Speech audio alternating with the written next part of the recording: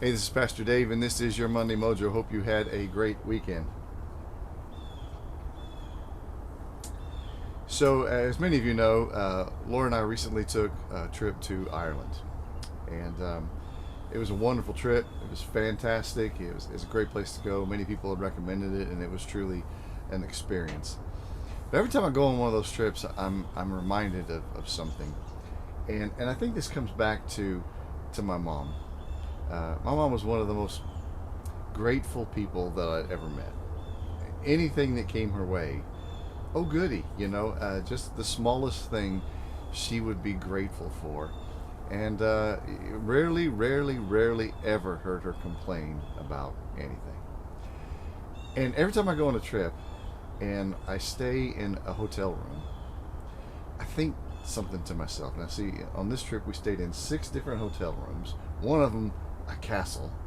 And I think to myself, I have a house that I get to live in, and now I'm getting on an airplane and I'm flying 3,700 miles in a quarter of a day or a third of a day to be in a different country, to go and tour that country, and then to stay in little houses for 6 nights, one of them being a castle, when there are those who struggle to have a place to live.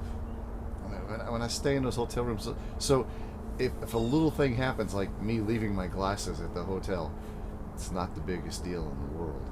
If something like having to stand in line for 6 hours at the end of the trip, 6 hours literally, to get on a plane, it's not that big a deal, because I'm getting on a plane to fly from one country to another. Now, don't get me wrong, as I stood there for 6 hours, I was not always going, I'm just like Oma, this is great, I love this place.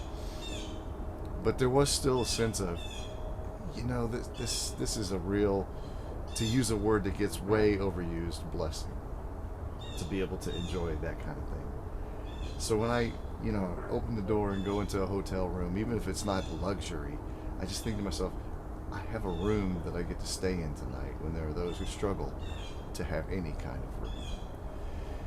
And I'm not always good at it. I'm not always grateful for what I have. There are times when I want something I don't have, and I pine for it and I want it.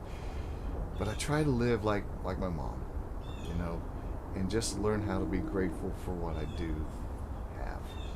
Not only grateful, but happy about it.